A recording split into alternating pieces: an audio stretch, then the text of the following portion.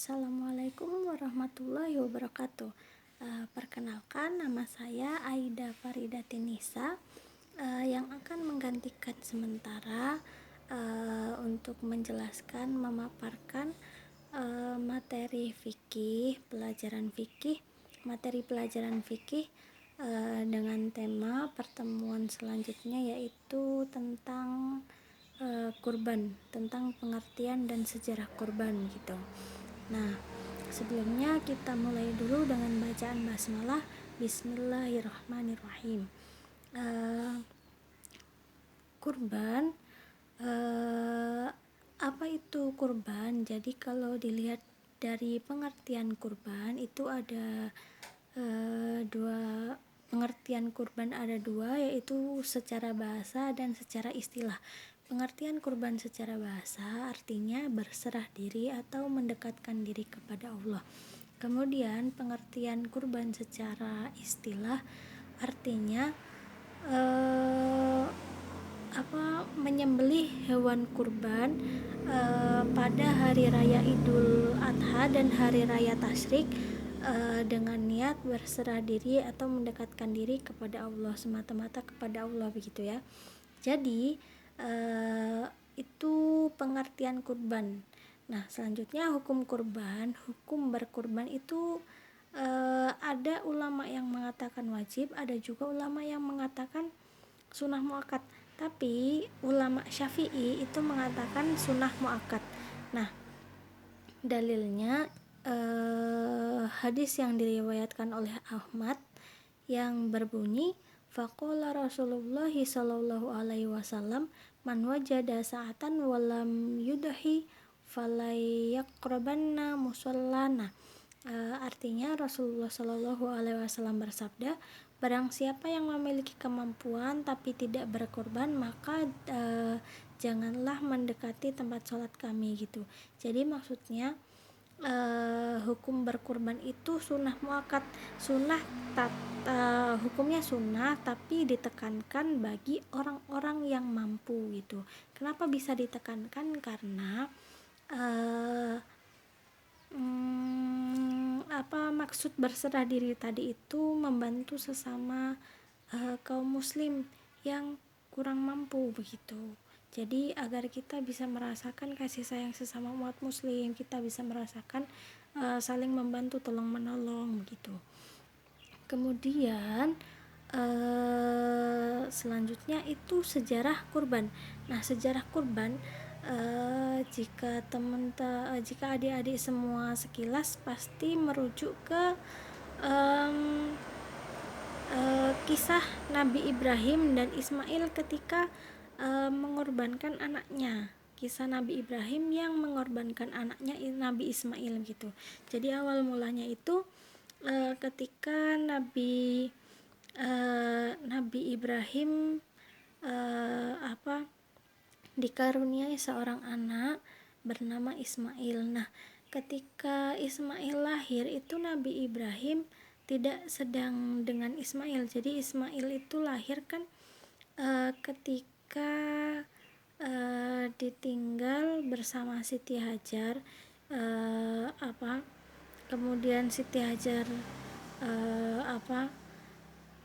dan Ismail ini dipertemukan lagi ketika Ismail sudah beranjak besar gitu. Nah, karena kasih sayang Nabi Ibrahim kepada Ismail, Allah menguji Nabi Ibrahim dengan diperintahkan untuk mengorbankan Ismail. Jadi suatu ketika Nabi Ibrahim itu diberi ilham, diberikan wahyu dalam bentuk mimpi. Allah memerintahkan Nabi Ibrahim untuk mengorbankan Ismail, untuk menyembelih Ismail dalam mimpinya Ibrahim itu. Nah, kemudian ketika Ibrahim bangun, Ibrahim merenung. Setelah ia merenung, ia mendatangi Ismail. Ia menanyakan pendapat Ismail, wahai anakku, aku diberi mimpi, aku diberi ilham oleh Allah Aku diberi ilham oleh Allah melalui mimpi bahwa aku diperintahkan untuk menyembelihmu. Bagaimana pendapatmu? Begitu Nabi Ibrahim bertanya ke Ismail. Kemudian Nabi Ismail, karena Nabi Ismail itu tahu bahwa mimpi Nabi itu adalah ilham, adalah wahyu. Jadi Nabi Ismail berkata, laksanakanlah, karena itu adalah perintah Allah, dan semoga kami termasuk orang-orang yang bersabar gitu. Nah, kemudian Nabi Ibrahim dan Nabi Ismail keesokan harinya Nabi Ibrahim akan melaksanakan penyembelihan Nabi Ismail di kota Mina di Makkah gitu. Tapi selama masa perjalanan Nabi Ibrahim ini kan ayahnya Nabi Ismail, yang otomatis sangat menyayangi Nabi Ismail. Jadi sebenarnya ketika perjalanan itu Nabi Ibrahim sempat ragu, apakah aku harus menyembelih anakku sendiri, padahal aku sangat menyayangi dia gitu. Tapi karena keteguhannya, karena ketaatan Nabi Ibrahim dan Ismail, mereka berserah diri kepada Allah gitu. Nah,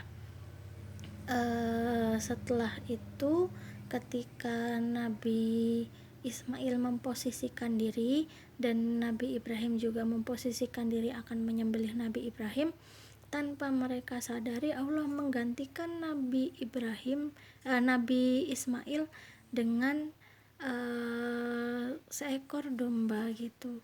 Jadi sebenarnya hikmah yang dapat dipetik dari sejarah ini, keikhlasan, ketaatan, dan berserah diri Nabi Ibrahim dan Nabi Ismail kepada Allah gitu di sejarah ini gitu. Nah, kemudian akhirnya yang disembelih Nabi Ibrahim itu bukan Nabi Ismail, tapi seekor domba. Kemudian domba itu dibagikan ke warga sekitar agar mereka bisa merasakan nikmatnya memakan daging gitu. Jadi beginilah sejarah dari kisah penyembelihan hewan kurban. Nah, apa hikmah yang bisa kita petik? Kita bisa berserah diri, kita diharapkan untuk bisa berserah diri kepada Allah, untuk bisa taat kepada Allah, ikhlas kepada Allah, tahan godaan setan gitu. Kita juga diharapkan bisa merasakan kasih sayang sesama, membantu sesama manusia dan lingkungan sekitar gitu ya. Sampai sini. Jadi materi selanjutnya, pembahasan tentang ini akan diperdalam melalui tugas dan penjelasan di pertemuan selanjutnya gitu ya. Sekian dari saya, terima kasih. Mohon maaf apabila ada kekurangan. Wassalamualaikum warahmatullahi wabarakatuh.